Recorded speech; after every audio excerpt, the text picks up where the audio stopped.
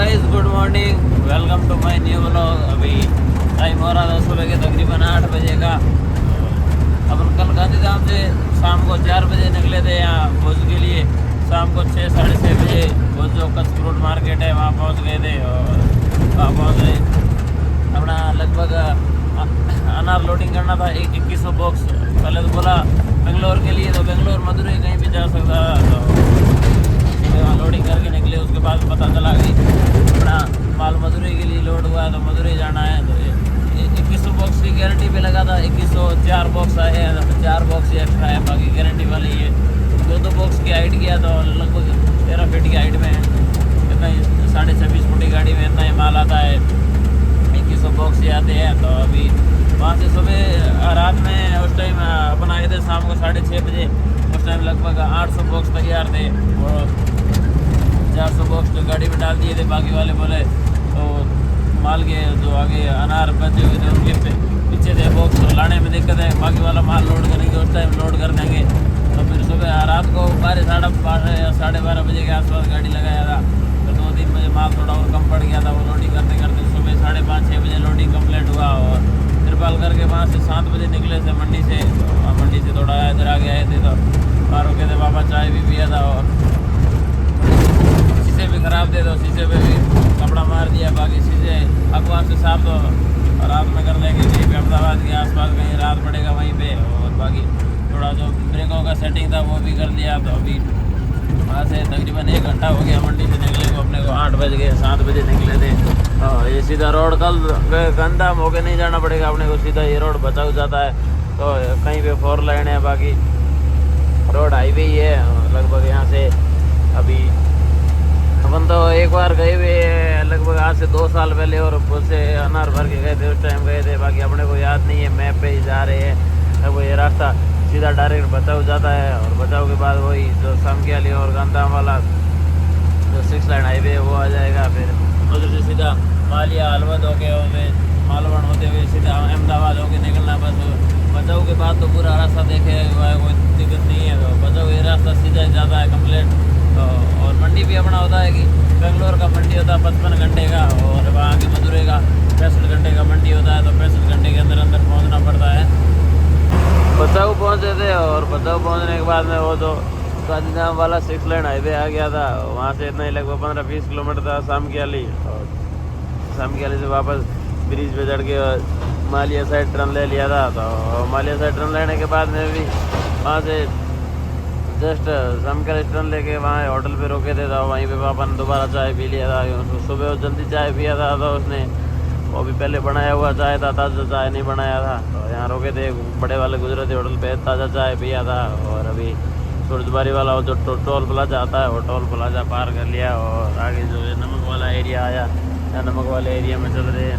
यहाँ कल परसों आपको पिछले व्लॉग में बताया था, ये यहाँ पूरा नमक का व्यापार करते हैं। पूरा पानी सुखा के यहाँ नमक इकट्ठा करते हैं। नमक की फैक्ट्रियाँ हैं गांधीधाम में, बचाव में, वहाँ से नमक की फैक्ट्रियों में जाता है। तो अपने को यहाँ से सीधा रोड आगे मोर भी चला जाएगा। अपने को मालिया से कनेक्टर साइड ट्रेन लेना है अहमदाबाद की तरफ। और लगभग अभी अहमदाबाद यहाँ से होगा लगभग 230 किलोमीटर के आसपास।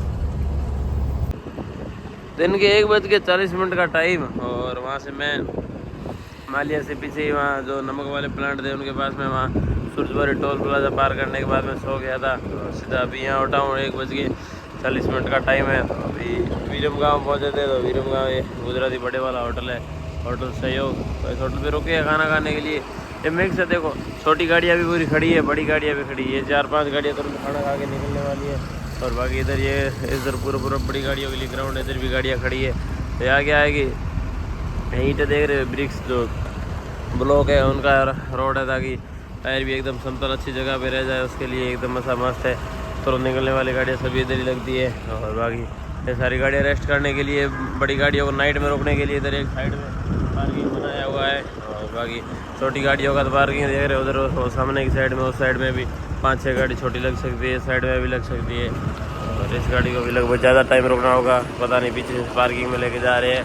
और बाकी हाइट में भी अपने देख रहे हैं, पता नहीं बीच में से थोड़ा ऊपर है, बाकी आगे से नीचे ऊपर से नीचे। और गुजरात का तो अपन ने चालान करवा लिया है 1000 रुपये का चालान होता है कच्चे माल का। ऑनलाइन चालान करवा लिया ताकि गुजरात पूरे में कोई दिक्कत नहीं है हाइट का। उस होटल से खाना खा के निकलने के बाद में अहमदाबाद लगभग इतना ही, वहाँ से 45 या 50 किलोमीटर था अहमदाबाद वाला रिंग रोड था। अभी अहमदाबाद रिंग रोड में आ गए। रिंग रोड में चल रहे 4 लाइन का रिंग रोड है। जगह जगह पे अलग अलग छोटे छोटे टोल, ऐसे नहीं है कि एक साथ में बड़ा टोल ले ले, क्योंकि रिंग रोड है, अलग अलग रोडों से गाड़ियाँ चढ़ती है, अलग अलग रोडों पर वापस उतरती है, उसके हिसाब से टोल लगते हैं। छोटे छोटे ही जैसे 150, 200, 150, 200 रुपये के अलग अलग टोल है। क्यों अभी इधर से पूरे बाईपास का रिंग रोड का एक टोल तो हो नहीं सकता। एक टोल अभी यहाँ लगा दे तो उधर पीछा साइड जाने वाली गाड़ी को टोल भी नहीं लगेगा, और इधर से आने वाली गाड़ी कोई 5-7 किलोमीटर रिंग रोड चलेगी उसको भी पूरा टोल देना पड़ेगा। उससे अच्छा अलग अलग जगह जगह टोल बना रखे हैं। इस साइड में भी लगभग इधर गांधीधाम साइड से आते हैं और अहमदाबाद वडोदरा वाला एक्सप्रेस वे चढ़ते हैं, तब तक लगभग तकरीबन 3 टोल आते हैं। और उधर से आने साइड में पीछा बाड़मेर साइड से आते हैं, उधर से 4 टोल आते हैं। तो उसमें से 4 में से 2 टोल कटते हैं तो 2 सेम पे पास हो जाते हैं वापस। जो एक टोल कटा हुआ होता है तो दूसरा स्कैन होकर ऐसे ही निकल जाता है, दोबारा नहीं कटता है, और तीसरा टोल कटता है और चौथा ऐसे निकल जाता है, तो 2 टोल ही लगते हैं उसी तरह ही। तो अभी अहमदाबाद रिंग रोड में भी इधर से लगभग तकरीबन 20 किलोमीटर चलना है अपने को रिंग रोड में। रिंग रोड का भी चौड़ीकरण हो रहा है। रोड कुछ जगह पे जैसे कहीं पे जगह है वहाँ पे बड़ा बनाने की कोशिश कर रहे हैं, 6 लेन 8 लेन बनाने की कोशिश कर रहे हैं, क्योंकि शाम के टाइम में ट्रैफिक ज़्यादा रहता है, उसकी वजह से थोड़ा रोड को भी बड़ा करने की कोशिश कर रहे हैं। Finally Ahmedabad Vadodara express way, और वहाँ से रिंग रोड से सीधा अपन एक्सप्रेस वे पे चढ़ गए थे, और अभी एक्सप्रेस वे पे चल रहे कंटिन्यू। एक्सप्रेस वे पे तकरीबन लगभग 90 किलोमीटर चलना है। 90 किलोमीटर के बाद सीधा वडोदरा एग्जिट। इसमें 3 एग्जिट है, एक आनंद का, एक नडियाद का, और तीसरा एग्जिट सीधा वडोदरा का है। तो अपने को सीधा तीसरे एग्जिट पे वडोदरा ही उतरना है। और वडोदरा सीधा वो जो अहमदाबाद से वडोदरा हो गया जो मुंबई 6 लाइन हाईवे जाता है, उस 6 लाइन हाईवे पे ही एक्सप्रेस वे पूरा वहीं पे ख़त्म हो जाता है। वहाँ लास्ट पॉइंट पे उतरना है अपने को। बाकी ज़्यादा लंबा नहीं है, 90-95 किलोमीटर का एक्सप्रेस वे है। और पहले भी आपको कई बार बताया था कि ये भारत का पहला एक्सप्रेस वे है। बाकी ज़्यादातर आजकल जो एक्सप्रेस वे बन रहे हैं वो 6 लाइन के ही बन रहे हैं। और वैसे ये एक्सप्रेस वे बहुत पहले बना था, उस टाइम ट्रैफिक कम था, तो ट्रैफिक को मद्देनजर रखते हुए उस टाइम 4 लाइन बनाया था। हो सकता है भविष्य में आने वाले टाइम में इसको 6 लाइन में भी कन्वर्ट कर दे, लगभग आने वाले 5-7 सालों के अंदर कर देंगे, क्योंकि अभी धीरे धीरे इस पर ट्रैफिक भी बढ़ रहा है। क्योंकि अभी दिन का टाइम है, बाकी सुबह शाम के टाइम में थोड़ा ट्रैफिक भी ज़्यादा रहता है। और अभी दिन के टाइम थोड़ा खाना खा के वापस हो गए थे, तो मैं दोबारा कंटिन्यू 60 की स्पीड पे चल रहे आराम से। मेन लाइन इसमें ऐसा कुछ नहीं है कि मेन लाइन में नहीं चलने का ये वो, उस लाइन में ऐसे नहीं चल रहे। कुछ भाई लोग बोलते हैं कि भैया आप मेन लाइन में मत चलो चलती गाड़ी। मेन लाइन भैया चलने का एक ही रीज़न है, अब उस लाइन में सेकंड लाइन में चलते हैं ना, तो उधर सबसे लेफ्ट वाली साइड में जो लाइन है ना वो इमरजेंसी के लिए, बट कार वाले ओवरटेकिंग के लिए उस लाइन में आ जाते हैं, तो उसकी वजह से चांस ज़्यादा रहते हैं। वो कहीं से बिल्कुल बराबर जगह है, वहाँ से बीच में घुस जाएंगे, कहीं थोड़ी बहुत लग गई तो बोलेंगे ट्रक वाले ने इधर कर लिया इसलिए लग गए। बाकी अभी ये कार हाई स्पीड में जा रही है, जाते जाते आगे देख रहे वो दोनों गाड़ियाँ दोनों लाइन में चल रही है ना, वो साइड में इमरजेंसी वाली लाइन में घुस जाएगी। इसकी वजह से वो देखो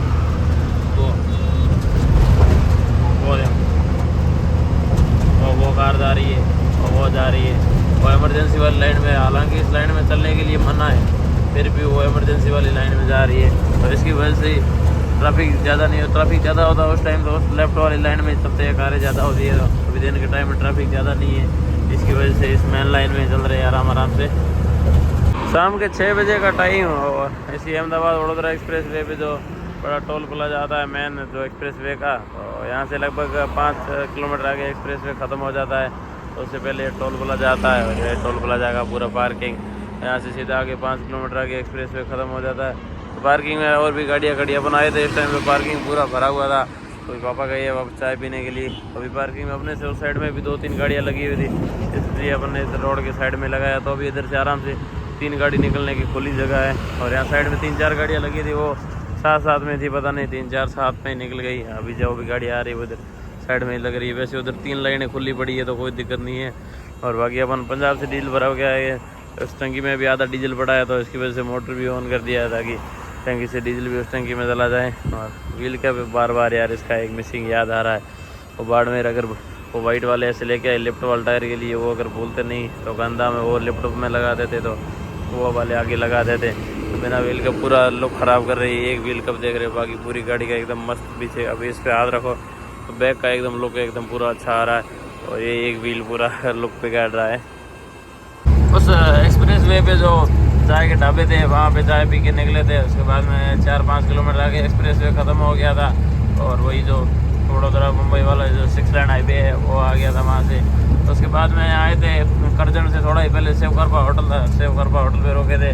देख रहे शीशे भी अभी एकदम क्लियर साफ़ है, तो शीशे भी साफ है। साइड ग्लास है ये भी देख रहे हो एकदम बिल्कुल क्लियर साइड दिख रहा है। तो रात के टाइम में शीशे क्लियर साफ होने चाहिए, तो शीशे भी साफ कर लिए सभी, और धूप वगैरह करके वहाँ सेवकरपा होटल से निकले थे। अभी जस्ट जो करजन टोल प्लाजा जाता है वो पार किया है, और बड़ूज पहुँचने वाले हैं। यहाँ तक तो अभी ट्रैफिक कम ही है, आगे सूरत के पास में वहाँ ट्रैफिक ज़्यादा होगा। बाकी लाइन बीच वाली में चल रहे हैं, और जैसा कि आपको पता ही होगा, और नहीं पता है तो बता देता हूँ। गुजरात में पहले भी इस रोड पे मना था कि जो मेन लाइन है, जो फर्स्ट लाइन डिवाइडर के पास वाला, उसके अंदर ट्रक और बस अलाउ नहीं है। पर पहले इतनी ज़्यादा सख्ताई नहीं थी, और अभी थोड़ा सख्ताई ज़्यादा हो गया है कि मेन लाइन के अंदर जो गाड़ी चलेगा वो पुलिस वाले पकड़ेंगे तो 10,000 का फाइन, और ड्राइवर का 1 साल के लिए लाइसेंस सस्पेंड कर देंगे। उसकी वजह से बस ज़्यादातर गाड़ियाँ इन्हीं लाइन में चल रही है। कोई कोई कंपनी की गाड़ियाँ हैं वो उस लाइन में जाती है, रिस्क लेती है। पर अभी नाइट के टाइम में इतना ज़्यादा कुछ नहीं होगा। दिन के टाइम में पुलिस वाले रहते जगह जगह। उनका क्या है कि डिवाइडर के ऊपर कहीं पे घास के अंदर एक आदमी छुपा रहता है, वो फ़ोटो खींच लेता है, और फिर इनके ग्रुप होते हैं, उन ग्रुप में सेंड कर देता है कि ये गाड़ी मेन लाइन में चल रही थी। आगे कहीं भी पुलिस वाले होते हैं वो रुकवा लेते हैं। बाकी नाइट में ऐसी कोई दिक्कत नहीं है।